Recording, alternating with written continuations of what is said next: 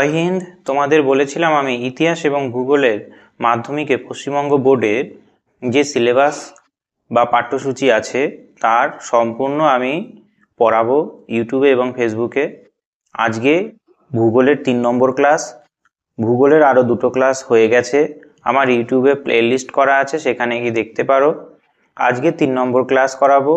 এর আগে আমরা যে বিষয়গুলো জেনেছিলাম, প্রাথমিক কিছু ধারণা পড়েছিলাম ভূগোল সংক্রান্ত, এবং তোমাদের টোটাল সিলেবাসে কি কি পড়তে হবে সেই সংক্রান্ত বিষয়ে আলোচনা করা হয়েছে। আর প্রথম চ্যাপ্টারে এই বিষয়গুলো সামগ্রিকভাবে পড়ানো হয়েছে। এখানে বহির্জাত অন্তর্জাত প্রক্রিয়া কি, অবরোহণ আরোহণ কি, আবহ বিকার কি, পুঞ্জিত ক্ষয় কি, ক্ষয়ীভবন কি, অগ্নিভবন কি, পর্যায়ন কি, জৈবিক প্রক্রিয়া কি, এই বিষয়গুলো পড়ানো হয়েছে এর আগের 2টো ভিডিওতে। আজকে তোমাদের যে বিষয়টা পড়াবো সেটা হলো নদী সম্পর্কে। আমি সিলেবাসটাকে 3টে ভাগে ভাগ করেছিলাম। প্রাথমিক কিছু ধারণা কমপ্লিট হয়েছে, আজকে নদী সংক্রান্ত বিষয়গুলো তোমাদের পড়াবো। নদী সংক্রান্ত বিষয়ের মধ্যে কি কি পড়বে?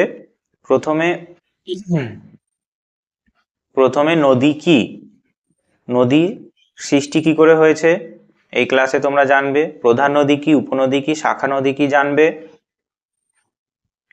তারপরে ছবির মাধ্যমে আমি কিছু বোঝাবো। তারপর নদী উপত্যকা কি, নদীর মোহনা কি জানবে। নদী অববাহিকা বলতে কি বোঝায়, নদীর ধারণা অববাহিকা বলতে কি বোঝায়, জলবিভাজিকা কি, নদীর বিভিন্ন গতিপথ এবং তাদের বৈশিষ্ট্যের তুলনামূলক আলোচনা। এই কটা তোমরা এই ভিডিওতে 3 নম্বর ক্লাসে পাবে। তাহলে চলো আজকের ভিডিওটা শুরু করা যাক।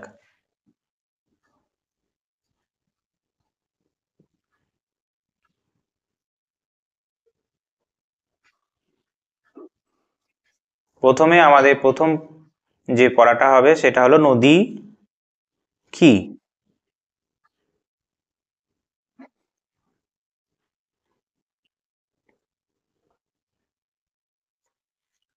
নদী কি, নদী কির মধ্যে প্রথমে একটা সংজ্ঞা হিসাবে বলা আছে কি, উঁচু মালভূমি বা পার্বত্য অঞ্চল থেকে বৃষ্টির জল এবং হিমবাহ গলা জল বা প্রস্রবণের জল একটি স্বাভাবিক জলাধারা রূপে নির্দিষ্ট খাতের মধ্য দিয়ে অভিকর্ষজ শক্তির টানে ভূমি ঢাল অনুসারে নিচের দিকে প্রবাহিত হয়ে অবশেষে সমুদ্র বা হ্রদে বা জলাশয় বা অন্য কোনো নদীতে মিলিত হয়, একে নদী বলে।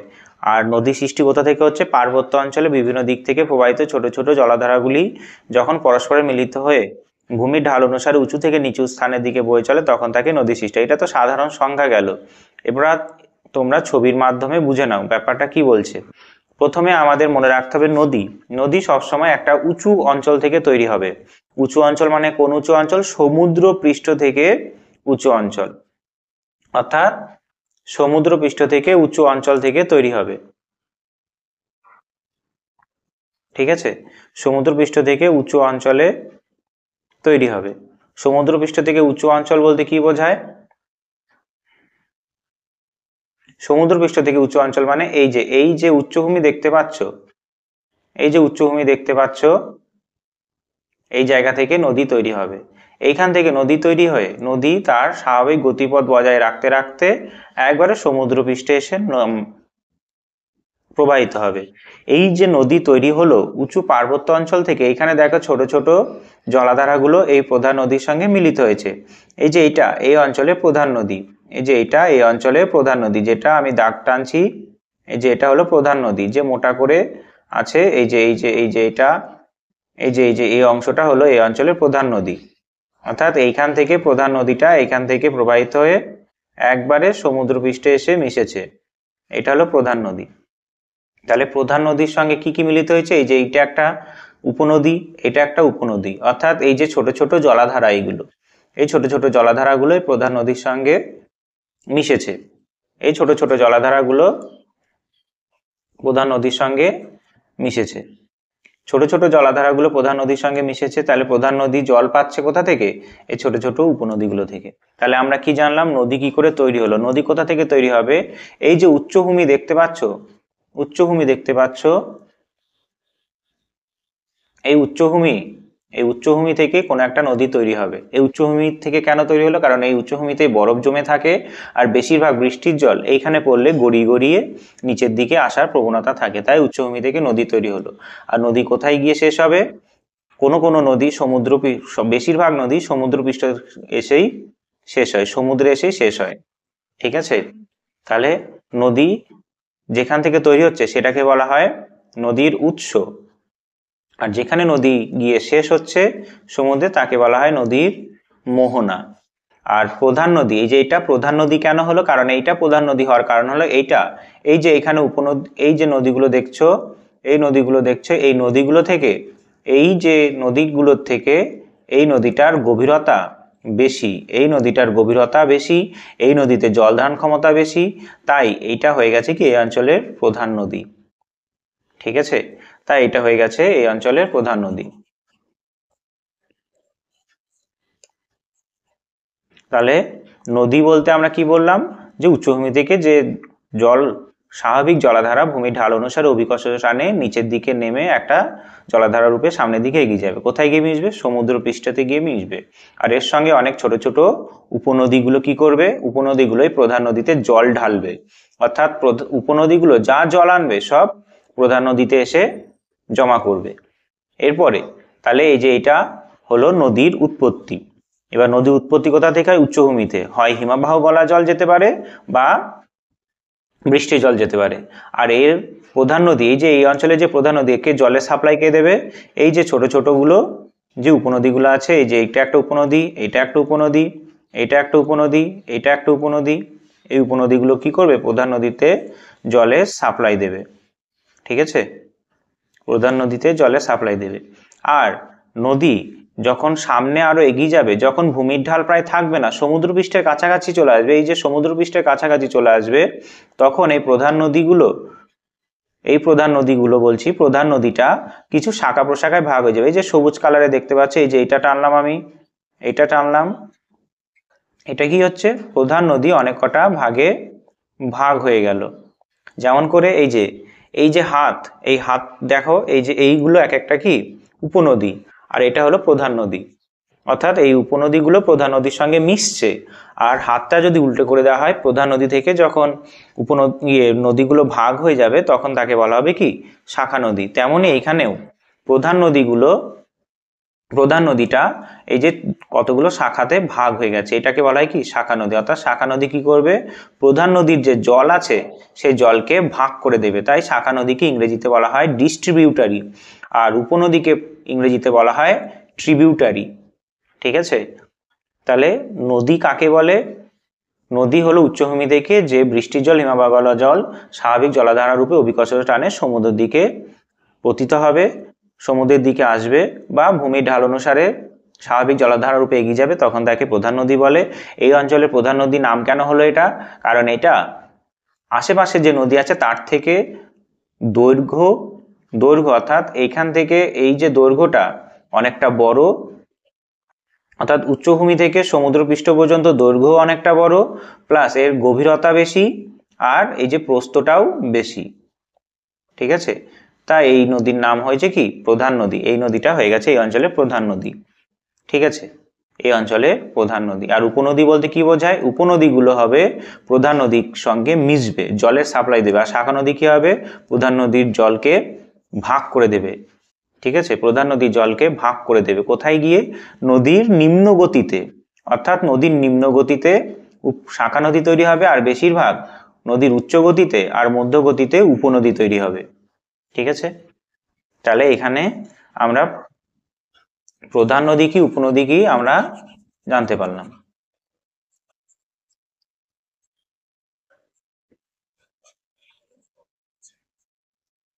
তাহলে এরপরে আমরা জানবো, অর্থাৎ এই যে এখানে পড়া হয়ে গেল যে কোন অঞ্চলে, তাই প্রধান নদীর সংজ্ঞায় কি বলছে? প্রধান নদীর সংজ্ঞায় বলছে যে কোনো একটি অঞ্চলে যে নদীর দৈর্ঘ্য প্রস্থ, গভীরতা এবং জলের পরিমাণ বেশি তাকে সেই অঞ্চলের প্রধান নদী বলা হয়। উপনদী কি হবে? প্রধান নদীর সঙ্গে যে নদীগুলো মিলিত হয় আর তার সমস্ত জল প্রধান নদীর মধ্যে পতিত হয় তাকে উপনদী বলা। অর্থাৎ উপনদী হলো প্রধান নদী, এটা প্রধান নদী হবে, প্রধান নদী জলের যোগান দেয়। যেমন গঙ্গার প্রধান এবং দীর্ঘতম উপনদী হলো যমুনা। অর্থাৎ যমুনা নদী কি করছে? এই যে যমুনা নদী গঙ্গাকে জলের সাপ্লাই দিচ্ছে। আর শাখা নদী কি? প্রধান নদী থেকে যে নদীগুলো ভাগ হয়ে যায় তখন তাকে বলা হয় শাখা নদী বলা হয়। অর্থাৎ নদী নিম্ন গতিতেই শাখা নদী বেশি করে দেখা যাবে। যেমন গঙ্গার শাখা নদী কি? গঙ্গার শাখা নদী হলো পদ্মা এবং ভাগীরথী, দুটো গঙ্গার শাখা নদী। অর্থাৎ যেমন গঙ্গার দুই প্রধান উপনদী হলো পদ্মা এবং গঙ্গার দুই প্রধান, এটা উপনদী নয়, এটা শাখা নদী হবে, এটা শাখা নদী, শাখা নদী। অর্থাৎ পদ্মা এবং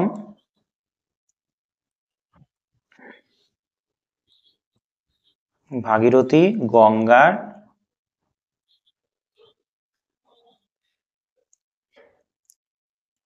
শাখা নদী। ঠিক আছে, এখানে একটু ভুলে গেছে, টাইপিং মিস্টেক। তাহলে পদ্মা এবং ভাগীরথী গঙ্গার শাখা নদী। ঠিক আছে, তাহলে প্রধান নদী কি, শাখা নদী কি, বোঝা গেল।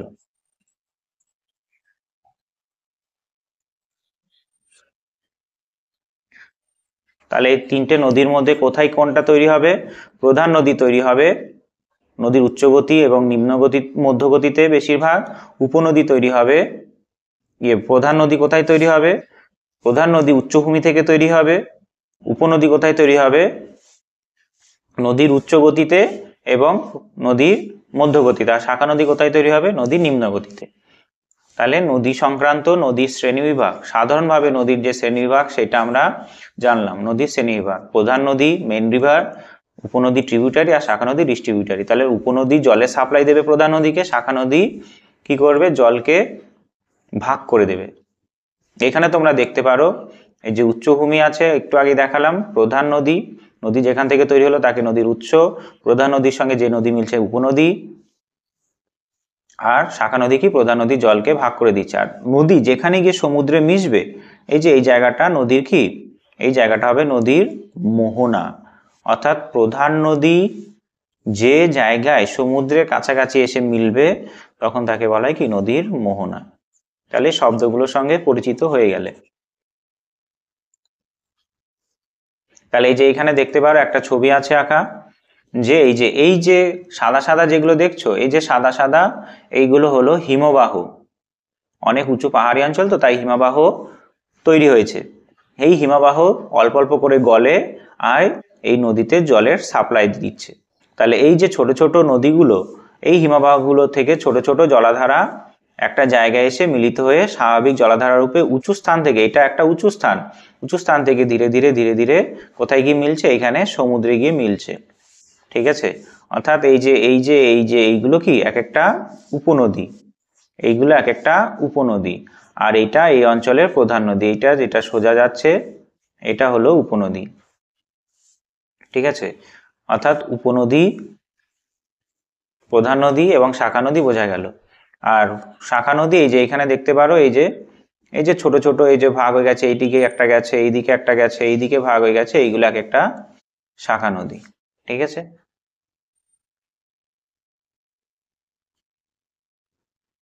এই যে এখানে আর একটা ছবি আঁকা আছে, যে এইখানে কোনো উঁচু পাহাড়ি অঞ্চল, এইখান থেকে নদী প্রবাহিত হয়েছে।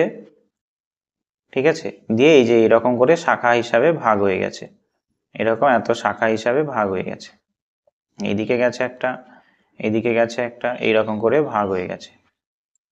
তাহলে উপনদী, প্রধান নদী, শাখা নদী বোঝা গেল। এবার নদী উপত্যকা কি? নদী উপত্যকা কি? নদীর উপত্যকা কি আমরা জানবো। নদীর উপত্যকা বলতে বোঝায় যে উৎস থেকে মোহনা পর্যন্ত নদীর গতিপথের দুপাশের উচ্চভূমির মাঝে যে দীর্ঘ ও সংকীর্ণ নিম্নভূমির মধ্য দিয়ে জল ধারা প্রবাহিত হয় তাকে নদী উপত্যকা বলে। নদী উপত্যকা বলতে কি বোঝায়? যেমন বাড়ির সামনে তোমাদের যদি ড্রেন থাকে, ড্রেনে দেখবে মাঝখানটা এরকম থাকে আর দুপাশটা উঁচু থাকে, অর্থাৎ এইরকম থাকে। অর্থাৎ এই যে দুই অংশ, এই হাতের দুই অংশটা কি উঁচু অংশ, আর এরকম যে গর্ত অংশ দিয়ে জল প্রবাহিত হয়, তেমন নদীও এইরকম একটা দুটো উচ্চভূমির মাঝে জল যে প্রবাহিত হচ্ছে সেটাকে বলা হচ্ছে কি নদীর উপত্যকা। অর্থাৎ নদীর উপত্যকার ছবি কেমন হবে? অর্থাৎ এই যে এখানে দেখো, এই যে এইখানে এইটা হলো নদীর উপত্যকা, এটা হলো নদীর উপত্যকা। নদীর জল যেখানে দিয়ে প্রবাহিত হবে তাকে বলা হবে নদীর উপত্যকা। তাহলে এই যে এইটা একটা উচ্চভূমি, এইটা একটা উচ্চভূমি, আর মাঝের এই জায়গাটা দিয়ে জল যাচ্ছে। তাহলে নদীর উপত্যকা যদি আঁকি, এইরকম নদীর উপত্যকা কোথায় হবে? এইখান দিয়ে নদীর জল প্রবাহিত হয়, তাই এটাকে বলা হয় কি নদী উপত্যকা। আর এটা কি নদীর দুপাশের উচ্চভূমি। তাহলে নদীর উপত্যকা বলতে কি বোঝায়? নদীর জল যে অংশ দিয়ে প্রবাহিত হয়, ঠিক আছে, এইরকম হতে পারে উপত্যকা, এরকম হতে পারে। কোথায় কেমন হবে উপত্যকার আকৃতি সেটা আমরা পড়বো একটু পরে। তাহলে দুটো উচ্চভূমির মাঝে নদীর জল যে অংশ দিয়ে প্রবাহিত হবে তাকে বলা হবে কি নদীর উপত্যকা। ঠিক আছে, নদীর উপত্যকা কি বোঝা গেল? নদীর জল যে অংশ দিয়ে প্রবাহিত হবে তাকে বলা হবে কি নদীর উপত্যকা। এখানে বলা আছে উৎস থেকে মোহনা পর্যন্ত নদীর গতিপথের দুপাশের উচ্চভূমির মাঝে দীর্ঘ সংকীর্ণ নিম্নভূমির মধ্য দিয়ে নদীর যে জলাধারা প্রবাহিত হয় তাকেই নদীর উপত্যকা বলে। তাহলে নদীর উপত্যকার ছবি কেমন হবে? এইরকম হতে পারে, আবার এইরকম হতে পারে,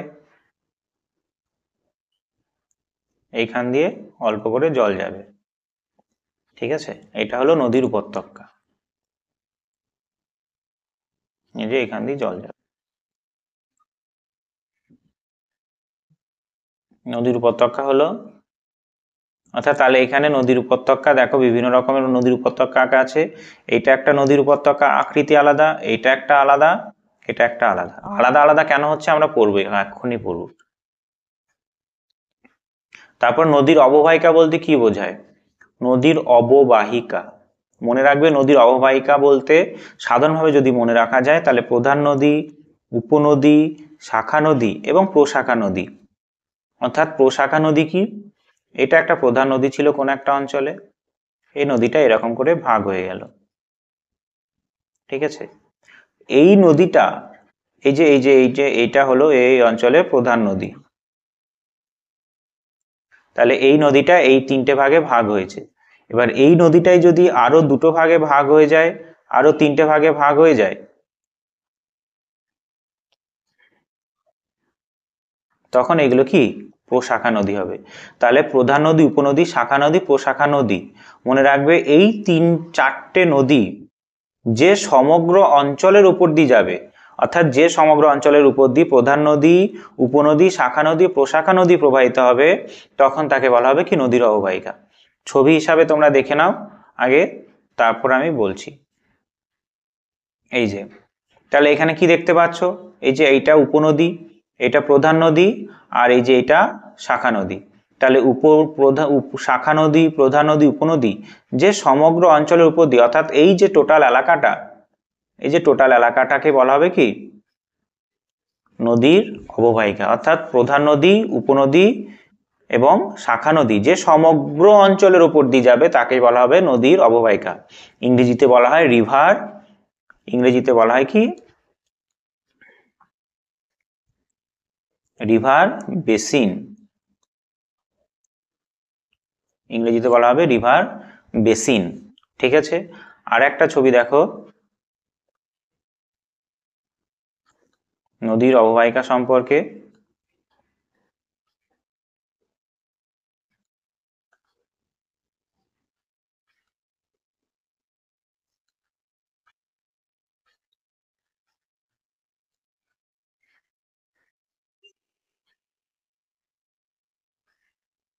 দেখো এইখানে দেখো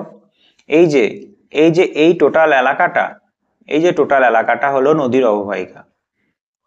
এটা একটা টোটাল এলাকা, এই টোটাল এলাকা দিয়ে প্রধান নদী উপনদী গেছে। ঠিক আছে, তাহলে এটা কি একটা নদী অববাহিকা, এটা একটা নদী অববাহিকা, এটা একটা নদী অববাহিকা। এখানে এই যে এটা প্রধান নদী আর আরো শাখা নদী আছে। তাহলে আমাদের গঙ্গা নদীর যে অববাহিকা সেটা তোমাদের দেখাই।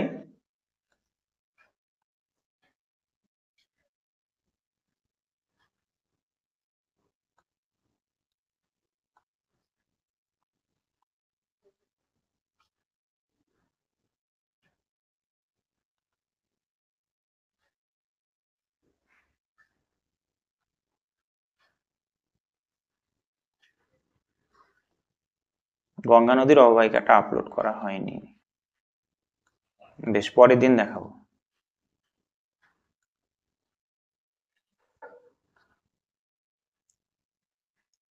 আমি একে দেখাচ্ছি, ভারতের গঙ্গা নদীর অববাহিকাটা অ্যাড করা হয়নি, আমি পরের দিন দেখিয়ে দেবো। পরের দিন মানে পরের ক্লাসে দেখিয়ে দেবো।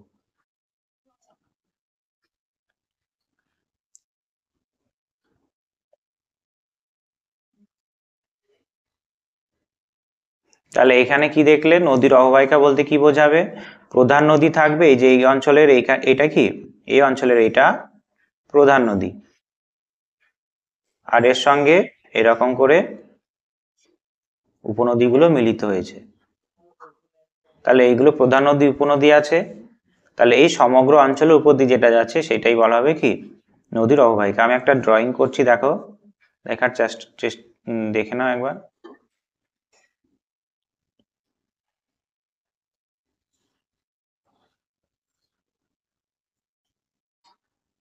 এটা প্রধান নদী গেল এই অঞ্চলের, এটা উপনদী গেল, আর এটা এই প্রধান নদীটা এরকম করে যদি ভাগ হয়ে যাবে, শাখা নদীতে তৈরি হবে। ঠিক আছে, তাহলে এই যে টোটাল অঞ্চলটা, এই যে টোটাল অঞ্চলটাকেই বলা হবে কি, নদীর অববাহিকা, অর্থাৎ রিভার বেসিন। তাহলে রিভার বেসিন কনসেপ্ট ক্লিয়ার হলো, রিভার বেসিন কনসেপ্ট ক্লিয়ার হলো। এরপরে তোমরা দেখবে নদীর ধারণ অববাহিকা কি। এটার এরপরে কি আছে, নদীর ধারণ অববাহিকা। নদীর ধারণ অববাহিকা, ধারণ অববাহিকা মানে মনে রাখবে ইংরেজিতে বলা হয় ক্যাচমেন্ট এরিয়া। ক্যাচমেন্ট এরিয়া অর্থাৎ কি, একটা প্রধান নদী একটা অঞ্চলে এরকম করে একটা নদী যাচ্ছে, এরকম একটা নদী যাচ্ছে, এই নদীটা নিজের উৎস থেকে তো জল পাবেই, নিজের উৎস থেকে জল পাবে, প্লাস এই নদীগুলোকে জলের সাপ্লাই দেবে এরকম ছোট ছোট অনেক কটা উপনদী। ঠিক আছে, অনেক কটা উপনদী। তাহলে জলের সাপ্লাই কে দিচ্ছে, উপনদী, প্রধান নদীকে।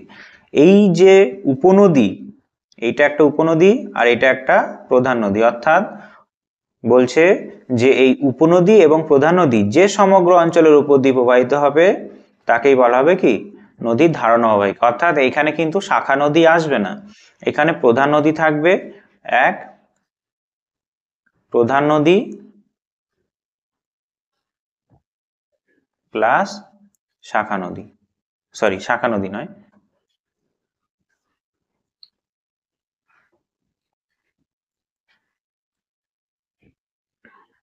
প্রধান নদী প্লাস উপনদী।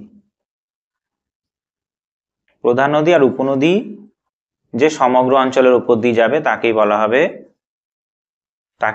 কি, নদীর ধারণ অববাহিকা। অর্থাৎ এই প্রধান নদীর, এই যে প্রধান নদীর জল সংগ্রহের এলাকাকেই বলা হবে কি, ধারণ অববাহিকা। তাহলে নদীর অববাহিকা আর ধারণ অববাহিকার মধ্যে পার্থক্য কি হলো, প্রধান নদী যেখান থেকে জল সংগ্রহ করবে তাকেই বলা হবে কি, নদীর অববাহিকা। অর্থাৎ এইখানে যদি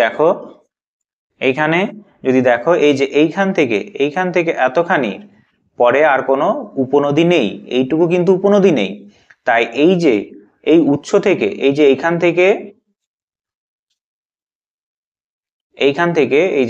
থেকে আর এতদূর পর্যন্ত নদীর হবে কি ধারণ অববাহিকা, অর্থাৎ এইটুকু নদীর ক্যাচমেন্ট এরিয়া। আর এই নদীটা যখন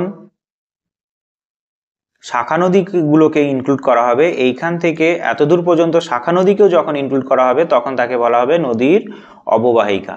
তাহলে ধারণ অববাহিকা বলতে কি বোঝায়? প্রধান নদী থাকবে আর শাখা নদী উপনদী থাকবে।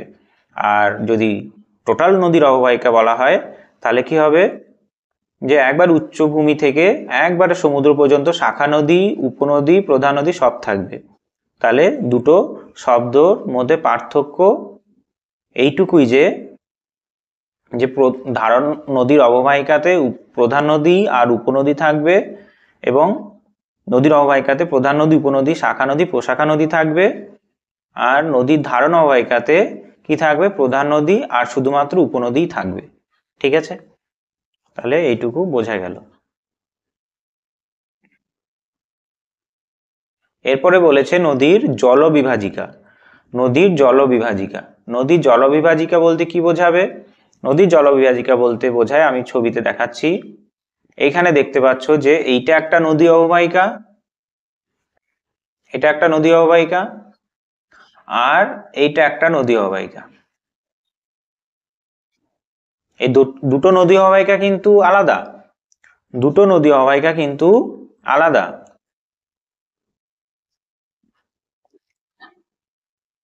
দুটো নদী অববাহিকা কিন্তু আলাদা, আমাদের মনে রাখতে হবে দুটো নদী অববাহিকা কিন্তু আলাদা। এই যে নদী অববাহিকা আর এই নদী অববাহিকা কিন্তু আলাদা। আলাদা হচ্ছে কি দ্বারা? এই যে এখানে একটা উঁচু ভূমি দ্বারা। এই যে এটা কি একটা উঁচু ভূমি, এই যে ইয়েলো মার্ক করা এটা কি একটা উঁচু ভূমি। এইটা একটা নদী অববাহিকা, এই যে এটা একটা নদী অববাহিকা, এইটা একটা নদী অববাহিকা। এই নদী দুটো অববাহিকা আলাদা হচ্ছে কোথায়? দুটো একটা জলবিভাজিকা দ্বারা। এইটা কি বলা হবে কি নদীর জলবিভাজিকা। অর্থাৎ প্রধান নদী উপনদী অববাহিকা, প্রধান নদী উপনদীর অববাহিকা যে সামগ্রিক উচ্চভূমি দ্বারা আলাদা হবে, অর্থাৎ একটা অববাহিকা আর একটা অববাহিকা থেকে আলাদা হচ্ছে কি দ্বারা? এই যে এখানে উচ্চভূমি দ্বারা। এই উচ্চভূমিকে বলা হয় কি? ইংরেজিতে বলা হবে ড্রেনেজ ডিভাইড। ইংরেজিতে বলা হবে ড্রেনেজ ডিভাইড, আর বাংলাতে বলা হবে জলবিভাজিকা। ভারতের যে জলবিভাজিকা আছে সেইটা নাম কি? একটা হবে, এখানে আমি লিখেছি দেখো, ভারতের যে জলবিভাজিকার নাম হলো বিন্ধ্য পর্বত, উত্তর ও দক্ষিণ ভারতের নদীর জলবিভাজিকা, আর পশ্চিমঘাট পর্বত পূর্ব পশ্চিম বাহিনী নদীর জলবিভাজিকা। অর্থাৎ এইখানে একটা যদি ভারতের ম্যাপ আঁকি, এইখানে যদি একটা ভারতের ম্যাপ আঁকছি দেখো,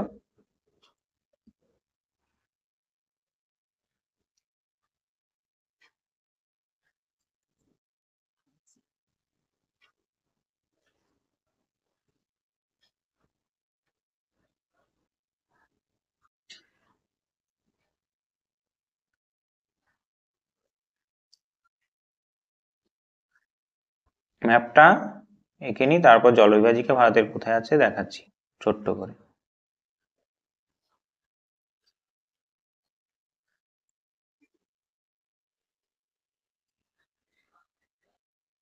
এটা ভারতের ম্যাপ, সাধারণভাবে ভেবে নাও। এইটা হলো বিন্ধ্য পর্বত, এইখানে আছে বিন্ধ্য পর্বত আমাদের। এই বিন্ধ্য পর্বত এই যে এইখানে আছে গঙ্গা নদী, এখান থেকে গঙ্গা নদী প্রবাহিত হচ্ছে, এখান দিয়ে গঙ্গা নদী প্রবাহিত হয়ে বাংলাদেশে যাচ্ছে, আর একটা অংশ পশ্চিমবঙ্গ দিয়ে যাচ্ছে। এটা হলো যমুনা নদী, এটা হলো কোশি নদী, এটা হলো ঘরঘরা নদী, এটা হলো চম্বল, এটা হলো বেতোয়া, এটা হলো সোন। এই যে নদী অববাহিকা আলাদা হচ্ছে কোথা থেকে? এই যে এটা হলো গোদাবরী নদী, এটা হলো কৃষ্ণা নদী, এটা হলো কাবেরী নদী। এই যে এই নদী অববাহিকা, এই নদ অববাহিকা আলাদা হচ্ছে কি দ্বারা? এই বিন্ধ্য পর্বত দ্বারা। তাই বিন্ধ্য পর্বত হলো উত্তর ভারত, এটা উত্তর ভারতের নদী অববাহিকা, আর এটা দক্ষিণ ভারতের নদী অববাহিকা। অর্থাৎ এই যে নদী আর এই নদী গোষ্ঠী আলাদা হচ্ছে কোথায়? এই উচ্চভূমি অর্থাৎ বিন্ধ্য পর্বত দ্বারা। তাই আমাদের প্রধান যে জলবিভাজিকা সেটা হবে কি? বিন্ধ্য পর্বত। ঠিক আছে, তাহলে এটা হবে বিন্ধ্য পর্বত হলো আমাদের প্রধান জলবিভাজিকা। ঠিক আছে, এরপর আছে নদীর বিভিন্ন গতিপথ এবং তাদের বৈশিষ্ট্য। ছবিটাই আছে, আমি ছবিটাই এক্সপ্লেন করে দিচ্ছি কি হচ্ছে। এই যে ছবিটা দেখো, এই যে ছবিটা, নদীর উচ্চগতি কোথায়? এই যে উঁচু, সব থেকে উঁচু জায়গাটা নদীর উচ্চগতি, তার থেকে একটু মাঝারি যে ঢালু জায়গা সেটা হবে নদীর মধ্যগতি, আর নিম্নগতি কি? একবারে কম ঢালু অঞ্চল। অর্থাৎ নদীর উচ্চগতিতে নদীর ঢাল বেশি থাকে, নদীর মধ্যগতিতে ঢাল একটু কম, নদীর নিম্নগতিতে আরো ঢাল কম। এবার ঢাল কম থাকার কারণে, এর ঢাল বেশি থাকার কারণে, নদীর উচ্চগতিতে নদীর ঢাল বেশি থাকার কারণে নদীর উপত্যকা কি হয়? সংকীর্ণ। এইরকম ভি বা আই অক্ষরের মতো হবে, এরকম ভি বা আই অক্ষর, অর্থাৎ ভি বা আই অক্ষরের মতো হবে নদীর উচ্চগতিতে নদীর উপত্যকার আকৃতি। এইখানে নদীর জলও কম থাকে। কেন জল কম থাকবে? কারণ এইখানে নদীর ঢাল বেশি থাকায়, ভূমির ঢাল বেশি থাকায়, নদী যেখান দিয়ে প্রবাহিত হচ্ছে সেখানে ভূমির ঢাল বেশি থাকে, প্রচন্ড খরস্রোতা রূপে নদী প্রবাহিত হয়। তাই শুধুমাত্র এই নদী কি করবে? শুধুমাত্র এই নদী কি করবে? নিচের দিকে ক্ষয় করবে, অর্থাৎ নিচের দিকে ক্ষয় করে নিচের দিকে যাবে। আর জল কম থাকে, তার কারণ হলো নদী অনেকটা খরস্রোতা হয় বলে জল অনেক কম থাকে। ঠিক আছে, এইখানে নদীর উপত্যকার আকৃতি কেমন হলো? ভি আকৃতির মতো বা আই অক্ষরের মতো। নদীর মধ্যগতিতে ঢাল একটু কম, ভূমির ঢাল, তাই এখানে নদী একটু ধীর গতিতে প্রবাহিত হয়। তাই নদী ধীর গতিতে প্রবাহিত হয়, নদীর পার্শ্বক্ষয়ও হয় কিছুটা, আর নদীর নিম্নক্ষয় হয়। পার্শ্বক্ষয় হয় কিছুটা, পাশের দিকে নদী উপত্যকার পাশের দিকে ক্ষয় হয়, আর নিচের দিকেও ক্ষয় হয়। তাই নদীর উপত্যকাটা একটু চওড়া হয়েছে। ঠিক আছে, আর এইখানে নদীর জলটা একটু কি হবে? বাড়বে। বাড়বে কারণ এখানে নদী একটু ধীরে প্রবাহিত হচ্ছে সেই কারণে। আর নিম্ন গতিতে ভূমির ঢাল একেবারেই কম, ভূমির ঢাল একেবারেই কম, তাই নদী উপত্যকার গভীরতা অনেকটা কমেছে। আর নদী এইখানে একটুখানি করে ক্ষয় করবে, কিন্তু এখানে বেশিরভাগই সঞ্চয় করবে। তাহলে নদীর উচ্চ গতিতে ক্ষয় করবে বেশি, অর্থাৎ নদীর উচ্চ গতিতে কি করবে? ক্ষয়। এখানে ক্ষয় প্লাস সঞ্চয়, আর এখানে কি করবে? শুধুমাত্র এখানে করবে শুধুমাত্র সঞ্চয়। অর্থাৎ উচ্চ গতিতে নদী ক্ষয় করবে বেশি, মধ্যগতিতে ক্ষয় প্লাস সঞ্চয় করবে, আর নিম্ন গতিতে ক্ষয় করবে না, সঞ্চয় করবে। আর এখানে সব থেকে বেশি জল থাকবে, সব থেকে বেশি জল থাকবে এখানে। এইখানে নদী উপত্যকার আকৃতি হয়ে যাবে গামলার মতো, নদী উপত্যকার আকৃতি কি হবে? গামলার মতো। ঠিক আছে, তাহলে এখানে নদীর গতিপথের বিবরণ দেয়া গেল। এবার বৈশিষ্ট্য যদি দেখো,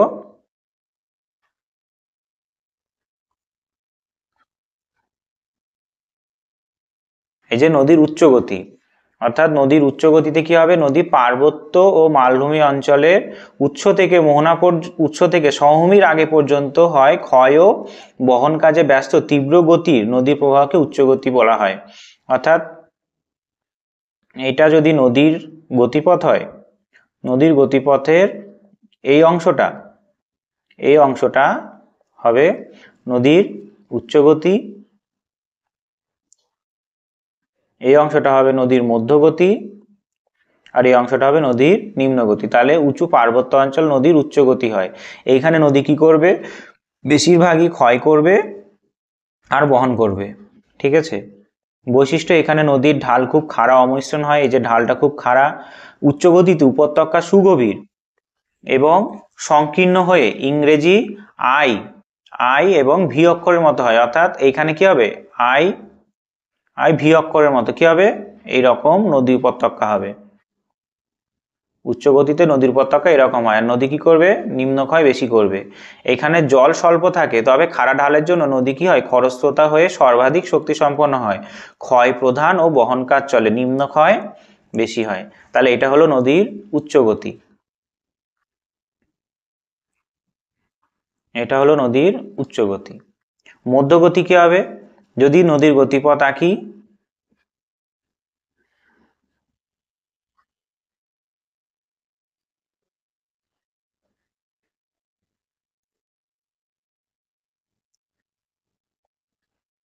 এইটা হলো নদীর উচ্চগতি আর এটা হলো নদীর মধ্যগতি। মধ্যগতিতে কি হবে, মধ্যগতির উপত্যকা মৃদু ঢালু হবে, অর্থাৎ যে উপত্যকা এরকম একটু চওড়া হবে, নদী উপত্যকা একটু চওড়া হবে, নদীতে একটু জলও বেশি থাকবে। এখানে উপত্যকা গভীরতা বিস্তৃতিও মাঝারি হয়ে প্রশস্ত হয়, অর্থাৎ অতটাও বিস্তৃত হতে হবে না, কিন্তু মাঝারি হবে। স্রোতও মাঝারি, শক্তিও মাঝারি, ক্ষয়ও বহন কাজ চলে পার্শ্বক্ষয় বেশি হয়, অর্থাৎ নদী কি করবে, নদী এই সময় শুধুমাত্র পাশের দিকেই ক্ষয় করবে যদি ক্ষয় করে, নিম্নক্ষয় আর করবে না, অর্থাৎ নিম্নক্ষয় করবে না, নিম্নক্ষয় করবে না, ঠিক আছে, নদীর নিম্নক্ষয় হবে না। তাহলে মধ্যগতিতে কি হবে, মধ্যগতিতে নদীর জল একটু বড় হবে, বেশি হবে, আর নদী উপত্যকা একটু চওড়া হবে। চওড়াটা কেমন, এই যে এরকম, এরকম নদী উপত্যকা হবে, আর নদীর জলটা একটু বাড়বে। আর নদী কি করবে, নদী পাশে ক্ষয় করবে, সাইডে সাইডে ক্ষয় করবে। এটা হলো নদীর মধ্যগতি, ঠিক আছে। এরপরে হলো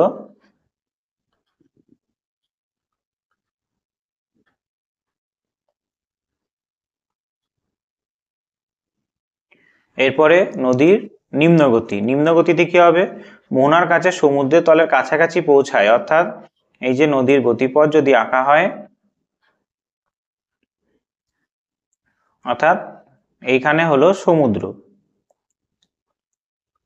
এইখানে সমুদ্র, অর্থাৎ এই যে এটা হলো নদীর নিম্নগতি, এইটা হলো নদীর নিম্নগতি। এইখানে উপত্যকা এরকম গামলার মতো হয়ে যাবে, নদীর উপত্যকা এরকম গামলার মতো হয়ে যাবে, অর্থাৎ আরেকটু ভালো করে যদি আঁকি, এরকম গামলার মতো হয়ে যাবে,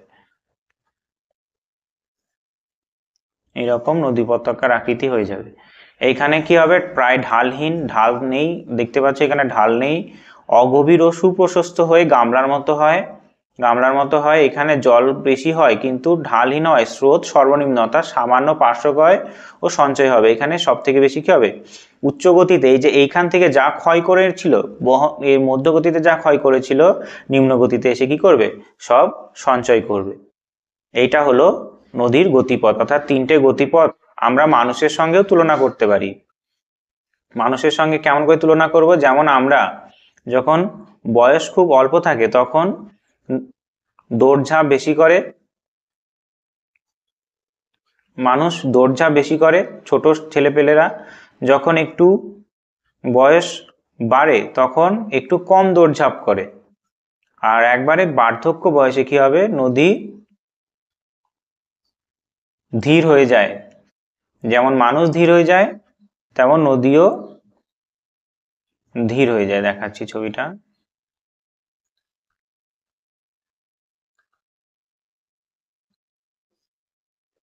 হ্যাঁ এই যে এইখানে, অর্থাৎ যৌবন পর্যায়ে অর্থাৎ উচ্চ প্রবাহে নদী এইরকম একটা শিশুর মতো থাকে, দৌড়ায় বেশি করে, খেল এদিক ওদিক ছোটে বেড়ায়, তাই এটা নদীকে যৌবনের সঙ্গে তুলনা করেছে নদীর উচ্চ গতিতে। আর পরিণত পর্যায়ে নদী একটু ধীর গতি হয়ে যায়, অর্থাৎ পরিণত, অর্থাৎ বয়সটা যদি আরেকটু বাড়ে। আর বার্ধক্য পর্যায়ে নদী একেবারে ধীর হয়ে যায়, যেমন বয়স্ক মানুষরা ধীরে ধীরে চলাচল করে, তেমনি নদীও ভীষণ ধীরে ধীরে প্রবাহিত হয় নিম্ন প্রবাহে। তাহলে এটা বোঝা গেল, নদীর গতিপথ বোঝা গেল। তাহলে আমরা কি কি পড়লাম, তাহলে প্রথম থেকে আমি যদি বলি, এক নম্বর কি পড়লাম, এক নম্বর পড়লাম নদী কি, নদী কোথা থেকে তৈরি হবে, নদী উচ্চভূমি থেকে তৈরি হবে। কিসের জল, হিমবাহ এবং বৃষ্টির জল। তারপরে পড়লাম নদীর উপত্যকা কি, নদীর উপত্যকা কি। 3 নম্বর পড়লাম নদীর অববাহিকা কি।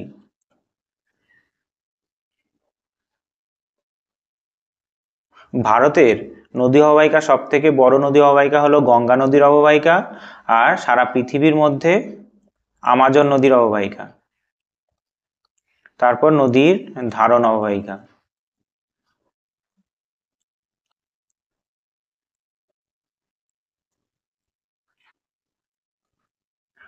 পাঁচ নম্বরে পড়লাম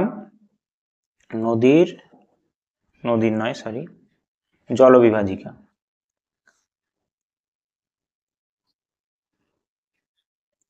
জলবিভাজিকা বলতে কি বোঝাবে? জলবিভাজিকা বলতে বোঝাবে যে দুই বা ততোধিক নদী অববাহিকা যে উচ্চভূমি দ্বারা পৃথক হবে।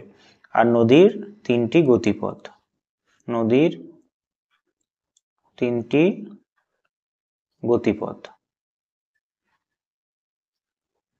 এই কটা আমরা আজকে জানলাম। ঠিক আছে, নদীর তিনটি গতিপথ জানলাম। তাহলে আজকের জন্য এইটুকুই। এর পরের ক্লাসে তোমরা নদীর কার্য জানবে, নদীর কার্য ক্ষয়, বহন, সঞ্চয়, এইটা পড়াবো। Jai Hind, good bye, take care.